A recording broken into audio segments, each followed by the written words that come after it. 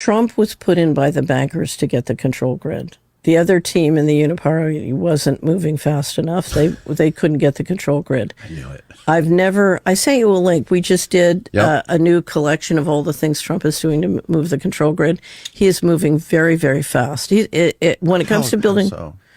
first he's getting the Real ID implemented very What's that? aggressively. Real ID, to do a control grid, you need a very high quality precision national ID that's interoperable with all the other IDs around the world. And he's got Kristi Noem out there pushing the Real ID like there's no tomorrow. So they're working, and it's done through the states, but the feds are pushing it.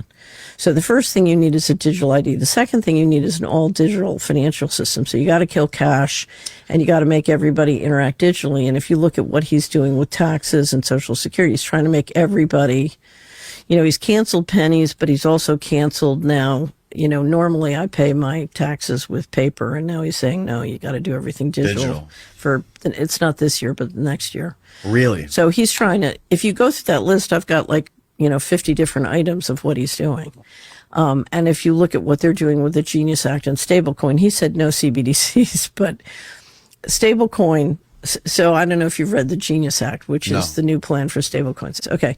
A CBDC would be issued by the Federal Reserve. So presumably the New York Fed and the Fed member banks. Okay. Now, they are owned by their members. So Citibank, JP Morgan Chase, they own, as members, they own the New York Fed and, basically govern it. Okay. And the New York Fed is the depository for the Treasury, and the different banks work as agent to do those transactions. Okay. So now under the Genius Act, what they're saying is the guys who own the New York Fed are all going to create subsidiaries and issue stablecoin, which will be interoperable and can work with a social credit system. Now, here's the beauty of it. The New York Fed, under the law, has direct obligations to Congress, and Congress has jurisdiction over them. If you do it through the owners of the Fed, through their private subsidiaries, you're going to have some degree of freedom. So it gives you more freedom. Oh, my God. Yeah. So if you think this is improvement, you have another thing coming.